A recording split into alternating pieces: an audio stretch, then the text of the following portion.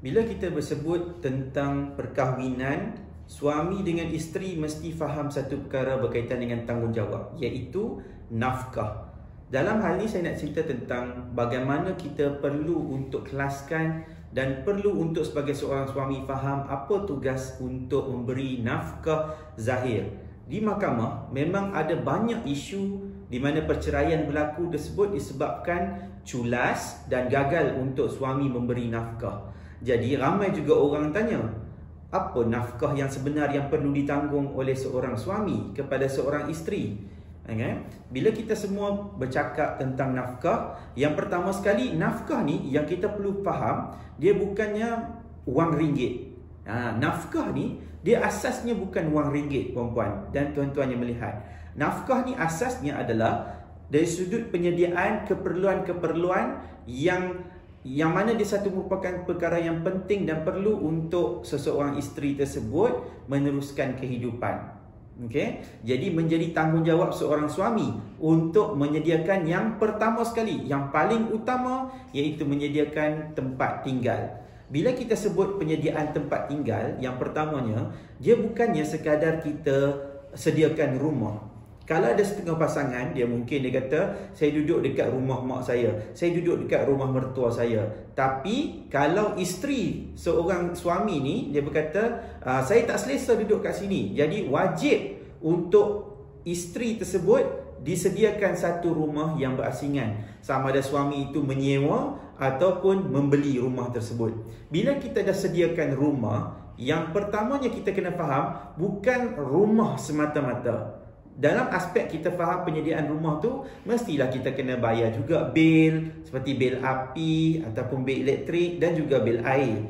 Dua benda ni adalah satu keperluan yang penting. Kalau kita sediakan rumah sahaja semata-mata, tapi bil air dan juga bil elektrik tidak dibayar, baik duduk dekat gua sahaja kan? Sama juga tempat tertutup.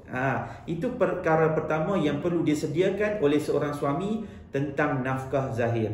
Yang keduanya, untuk isu berkaitan dengan nafkah zahir, yang penting adalah menyediakan makan dan minum. Makan dan minum merupakan satu perkara yang tidak dapat dielakkan untuk disediakan oleh seorang suami.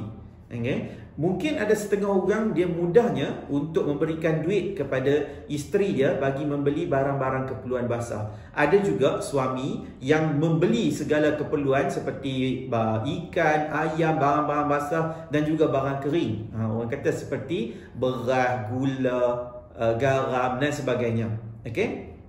Tapi jika berlaku kes di mahkamah, andai kata seorang isteri menuntut nafkah, dia boleh nyatakan dari sudut purata bagaimana jumlah yang dimakan setiap hari. Contohnya, satu hari kalau kita kira untuk makan lah, kalau kita kata secara mudahnya, satu kali makan bersamaan dengan RM5. Kalau kita pergi kedai pun lebih kurang harga tu dah sekarang ni. Bubuh nasi, bubuh ikan, bubuh sayur pun dah jadi RM5 dah. Jadi RM5 satu hari kita andaikan 3 kali makan. 5 darab dengan 3 bersamaan dengan RM15 satu hari. RM15 satu hari darab dengan 30 hari.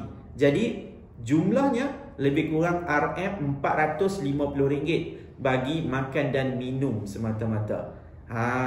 Right? Jadi kalau kita nak tahu macam mana kita nak buat kiraan makan minum tu, ikutlah anda punya cara pemakanan tu macam mana. Ada setengah orang mungkin dia mahal, ada setengah orang mungkin dia biasa-biasa, itu standard lah macam tu. Alright. Yang ketiganya, sebagai seorang suami, apa yang dia perlu sediakan dari sudut nafkah zahir adalah dia perlu sediakan pakaian. Pakaian ni pada orang Melayu kita mungkinlah kita tak adalah sampai setiap bulan nak beli baju baru, betul? Ada setengah orang baju baru ni takrifan dia setahun sekali hari raya. Tapi sebenarnya dalam Islam, keperluan untuk menyediakan pakaian ni bukan sekadar baju semata-mata. Betul juga baju, dan yang paling penting keperluan-keperluan yang berbentuk kepada pakaian. Contohnya macam seluar dalam, kalau wanita mesti sediakan tuala wanita ataupun kita panggil pad, dan ubat gigi, berus gigi, sabun, shampoo, termasuklah make up. Isteri pun berhak untuk dapat nafkah zahir tersebut yang perlu dibeli oleh suaminya untuk membeli make-up ni lah. Jadi ini semua dikategorikan sebagai pakaian juga, bukan sekadar baju semata-mata. Okay? Alright, itu yang ketiga. Yang keempat, seorang suami wajib juga untuk menyediakan nafkah perubatan. Nafkah perubatan. Bagi setengah orang, mungkinlah isteri dia ni dia ada masalah dari sudut yang kritikal. Ataupun mungkinlah dia tak ada pun isu sakit, tapi dia mesti sediakan satu dana ataupun nafkah kecemasan khas untuk perubatan. Contohnya kalau isteri ni demam, kena tanggung perubatan di klinik dan sebagainya. Kalau isteri ni ada sakit gigi, kena pergi klinik gigi, nak cabut gigi tu pun kena ditanggung juga oleh suaminya. Okay. Jadi nafkah perubatan ni mungkin dia boleh jadi satu kewajipan yang setiap bulan, ataupun dia mungkin boleh jadi nafkah yang bila perlu digunakan. Bagi setengah orang yang dia care ataupun ngambil berat tentang isu ni, dia akan ambilkan insurans, betul? Insurans perubatan yang mana dia boleh cover isteri dan juga anak-anak. Yang ni yang bagus sikit. Right. So nafkah perubatan juga adalah satu nafkah yang wajib untuk disediakan bagi seorang suami kepada isterinya. Right. So yang kelima, yang ni yang mungkin kita tak boleh nak takrifkan dalam bentuk wang ringgit. Tapi dia jadi satu kewajipan juga untuk suami sediakan bila seorang suami tu dah berkahwin. Inilah nafkah yang kelima, iaitu nafkah didikan agama. Ramai orang dia tak ambil berat tentang perkara ni. Tetapi dalam Islam, bila kita kata suami, bila kita faham suami, maksudnya dia adalah khalifah ataupun pemimpin kepada rumah tangga dia. Seorang suami wajib memberikan didikan agama kepada isterinya.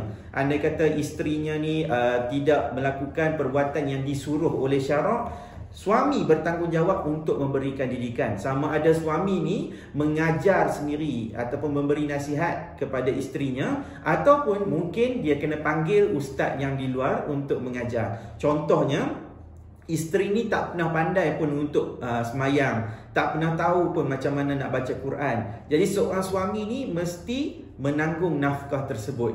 Bagaimana pula kalau suami ni tak tahu? Jadi mudah je, panggillah ustaz di luar. Sebab bila kita ada akad nikah, dia mesti kena ada sediakan juga nafkah didikan agama ni.